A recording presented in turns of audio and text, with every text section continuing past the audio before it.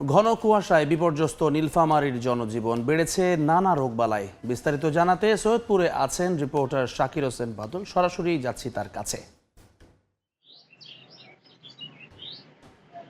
এ সময় নীলফামারীর আকাশ মেঘাচ্ছন্ন।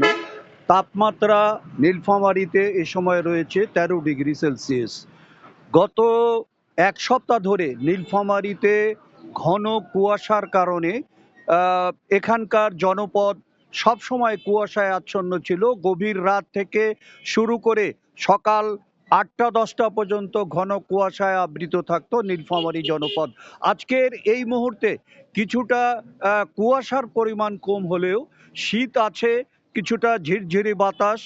এই শীতের কারণে নীলফামারীর যে সমস্ত নিম্ন আয়ের মানুষ আছে, যারা শ্রমজীবী মানুষ, যারা কৃষি শ্রমিক, তারা কিন্তু বিপর্যয়ের মধ্যে পড়েছে। এখন এই যে ঘন কুয়াশা, গত 8-10 দিন ধরে ঘন কুয়াশার কারণে বিশেষ করে কৃষিতে সামান্য হলেও ক্ষতি হয়েছে। কারণ এখন আলু এবং সরিষা ওঠার সময়, সরিষা কর্তন করে ঘরে তুললেও এই ঘন কুয়াশার কারণে বা রোদের অভাবে সেগুলোকে মাড়াই করতে পারছে না। তাছাড়া রোদের কারণে এই সময় আলু ওঠার ধুম পড়ে যায়, সেটিও রোদের কারণে কৃষকেরা জমি থেকে আলু তুলতে দেরি হচ্ছে।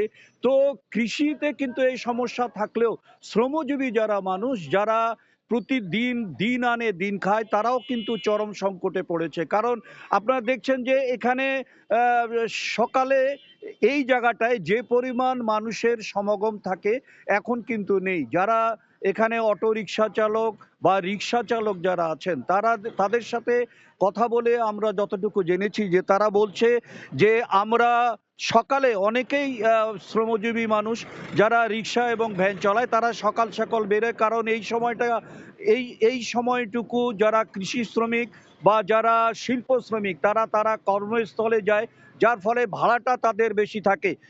কিন্তু এই শীতের কারণে সকালে যে ভাড়াটা, যে এত মানুষ শীতের কারণে বাড়ির থেকে কম বেরোয় যে তারা সেই সকালের ভাড়াটা থেকে বঞ্চিত হয়।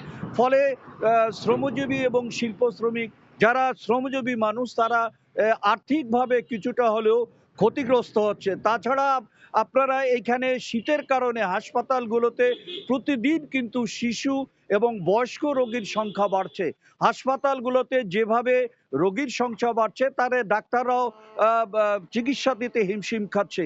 এই ছিল নীলফামারী থেকে আমার কাছে শীত নিয়ে সর্বশেষ। নীলফামারীর শীতের খবর জানাচ্ছিলেন সহকর্মী শাকির হোসেন বাদল।